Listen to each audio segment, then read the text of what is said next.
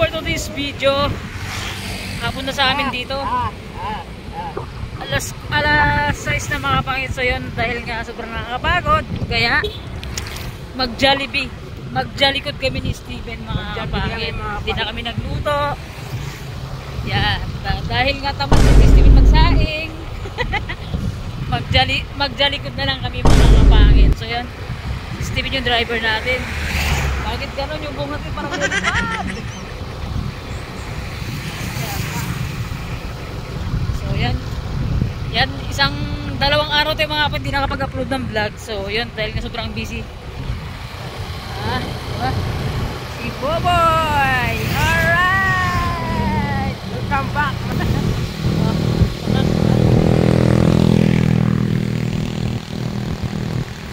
Hey! Tingnan nyo yung yung view ng Brooks Point. Alright! Malapit tayo sa balong-balong. Grabe, alam nyo mga kapangit, sobrang sarap pag-rides na kapag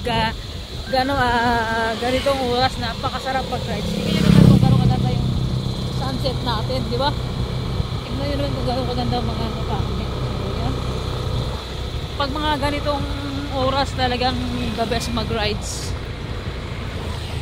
Hey! Hirap ng hirap ng hindi tayo naka-GoPro mga mindset ko, malapit nang i-harvest yan. Kung sinong gustong bumili ng mais na nilaga, comment down below. Charot.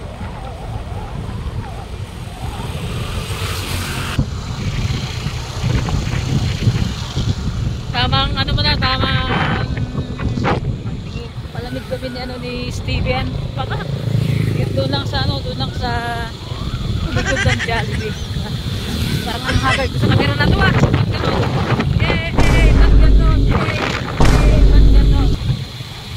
Sabi niya, mahal ka. Pero sabi sakay ka ng pala.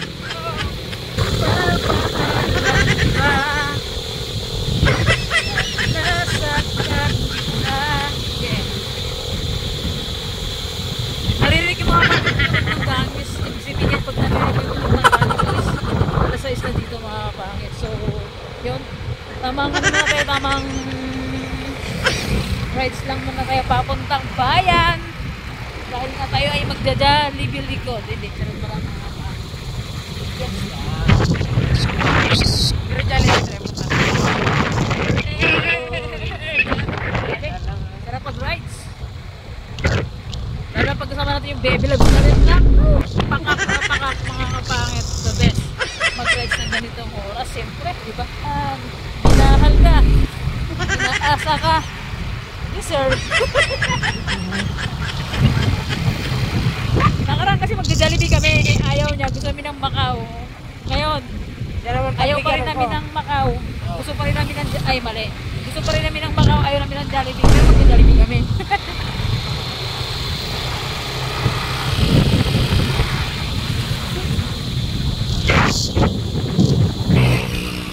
Talagang makikita mo ang ganda ng Palawan. Tayo naman, di ba? Napakaganda.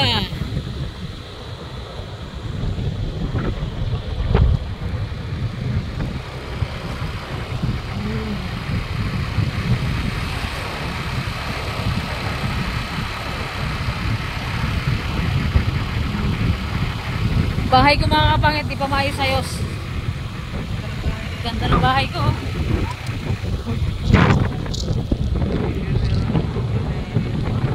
Dito tayo sa bayan.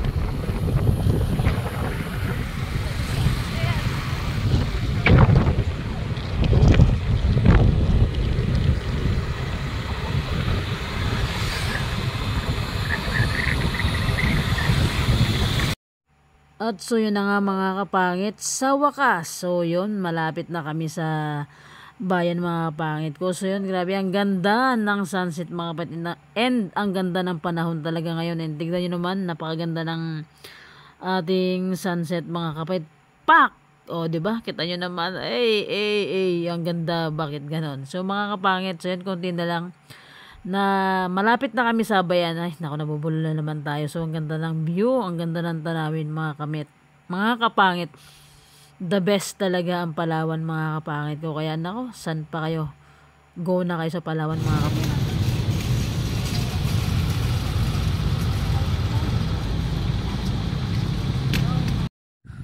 And so na nga, mga kapangit, so yun, pagdating ng bayan, so pumunta kami dito agad sa Prince dahil nga yung pamangkin ko bibili ng tsinelas na Manjaro, mga kapangit. So yun, kita niya yan sa kita niya yan sa ilang araw niyang paglibor sa nagtatrabaho sa bahay. So yun, and siyempre pangbili niya daw ng mga kapangit ng kanyang gamit. Pero so yun, sabi ko sa kanya hindi niya na kailangan bumili ng gamit dahil nga may condition kami sa kanya, mga kapangit, dito sa bahay, and sana magpakabait siya. So yun, mga kapangit ko, sobrang nakakatuwa lang, no, na na yung pamangkin ko is matutulungan natin, and sobrang saya niya kasi parang first time niya makabili ng branded daw na Manjaro, mga kapangit. So yan, dito kami sa Prince, kaya yan, habang namimili siya ng size and ng color, so nag-ikot-ikot muna ako dyan, mga kapangit, sa Prince, dahil nga ang tagal niyang mamili ng kulay. Diyos ko, ewan ko ba, lahat na yata ibilihin niya yung size ng ng Manjaro, mga kapangit. So yun, kaya yun, sabi ko sa kanya, maiwan ka muna dyan, ang tagal mong mamili. So yun, ikot-ikot man na tayo dyan, mga kapangit. And grabe, dito sa sa Prince, tagang wala ka lang hahanapin, kompleto lahat dito, mga kapangit. And may mga na sila, may mga pakak, Shota Mare, di ba? Mga kapait, mga school supply. So yan, nako, sinasabi ko sa inyo, the best mamili dito, hindi mo na kailangan lumabas, mga kapangit, pupunta ng ibang building or ibang store deal. Dito kompleto na dito, mga kapangit. So yan, tagal ng aking pamangkin mamili, kaya sabi ko siya, nako, bilisan mong mamili ka, ang bagal-bagal mo.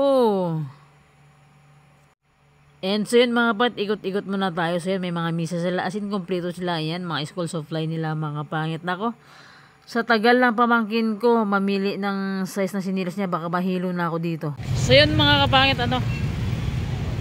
lumabas na kami ng Prince, punta na kami ng Jollygood, Jollibee, mga kapangit. So yun, tayo mag-drive kasi yung pamangkin ko pagka nasa bayan-bayan na hindi pa siya ganong master mag-drive, kaya siya yung papagdadrive natin.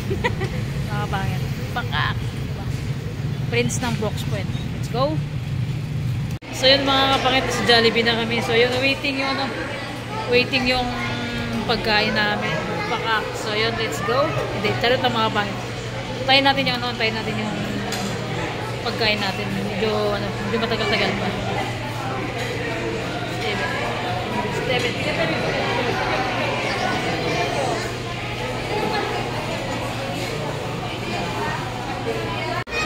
Bakit meron yung pagkain natin?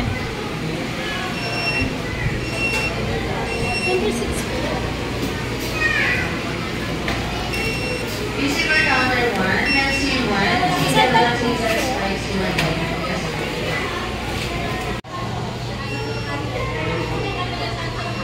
Ayan, mga kasi yung camera. Mga kapit, meron yung aming pagkain. Wait lang, meron pang nila. Kaya namin ni Steven, pangmalakas. Pangmalakasan ito, mga kapit.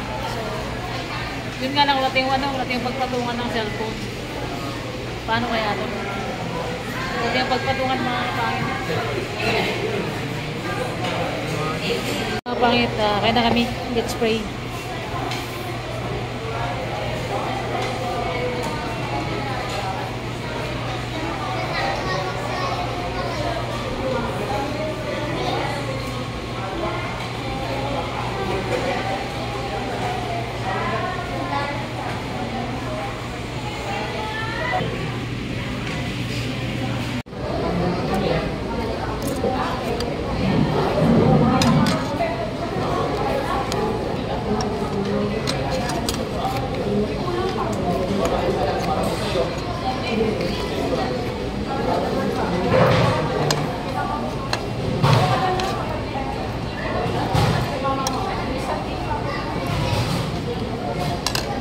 Hmm?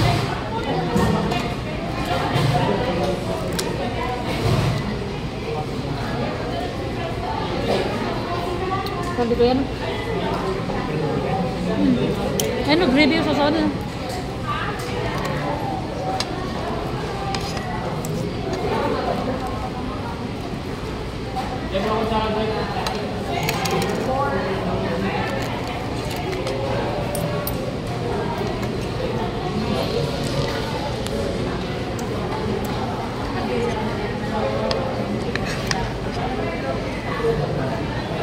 Alam niyo mga kapangit, ang pinakagusto sa Jollibee, yung gravy niya.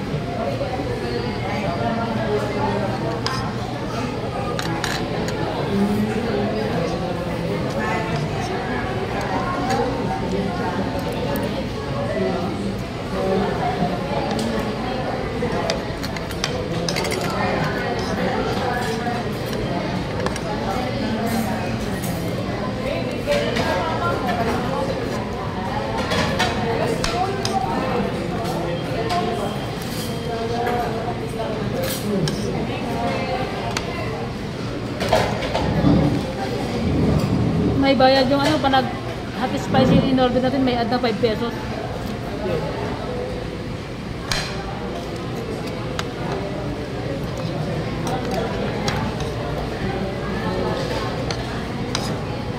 Namuha may bagong sila ito? Bagong.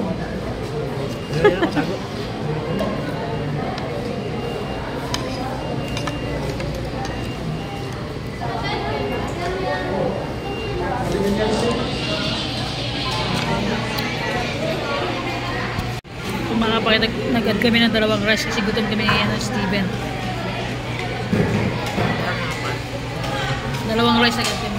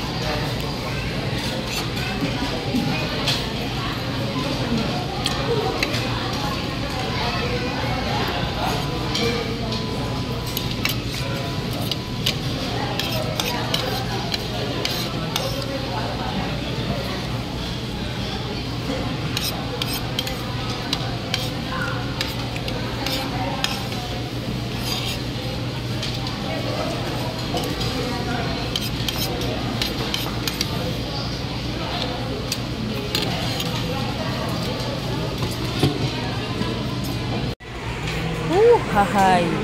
Akala mo, dalok-dalok mga kapangit ha. Parang maubusan tayo ha. So yun, hindi naman mga kapangit. Talagang nag-order talaga ako niyan mga kapangit ng coke float saka ng ng sundae. Para naman pumutok ang tiyan ng ni Steven mga kapangit. So yan, di ba? Kakain ka na nga lang. Sulitin mo na, di ba? Akala mo naman bago lang tayo pasok sa Jollibee Market, makapag-order tayong pagkain, wagas, di ba? Mukbangan na to mga kapangit yan. Seryoso ako mga kapangit. Kaya parang wala na akong balak magsalita, di ba? Pero kasi napakasarap mga kapangit siya, sabi ko sa inyo. Tignan nyo naman. Sarap talaga magmuya mga kapangit. So yan, wala nang kainan to. Mamaya pagdating sa bahay mga kapangit, tinudo na namin dito ng pamangkin ko. Putok na yung tiyan namin mga kapangit. And siyempre, sayang naman kung hindi namin uubusin kasi sayang naman yung binayad natin. Pero yung sa akin mga kapangit, hindi ko talaga naubos. Pero yung kanin, kailangan natin ubusin mga kapangit kasi talagang dapat hindi tayo magsayang ng kanin mga kapangit. Kaya rin ubusin ang kanin yun. Dahil lang sa dami natin in-order ay iwan ko na lang. Baka hanggang pag-uwi sa bahay, busog pa tayo. And so yan, sa mga viewers natin dyan na nagdi-dinner na, sumabay na lang kayo mga kapangit sa dinner natin. So yun, hindi pwede magdakrak mga kapangit kasi ang daming tao mga kapangit ko. So yun mga kapangit, Mga kapangit kayo tayo. The best talaga kumain mga kapangit. Kaya sa lahat ng viewers natin dyan na nagdi-dinner, kain po kayo mga kapangit ko. Sa sa panonood nyo. Oh, tignan yung in-order natin na ang daming mga kapangit. Kita nyo naman sa katawan. Alright. Ay, lintian. Pakak talaga mga kapangit. So, tamare. Ang sarap mo. Este pala. Ito yung kinakain ko. So, yun mga kapangit. Tignan kung gaano kadali yung ating in-order na ko. Boom na boom. Yan na rin ito mga kapangit. Mga kapangit, gusto nyo ba?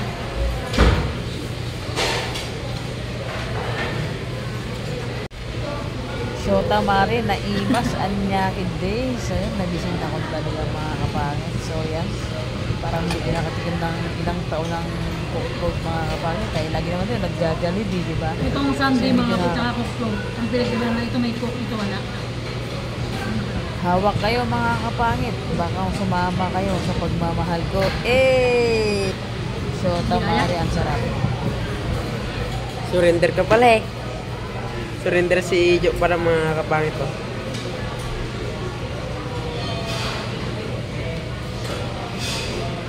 Eh, wag mo mahal. Ano ba?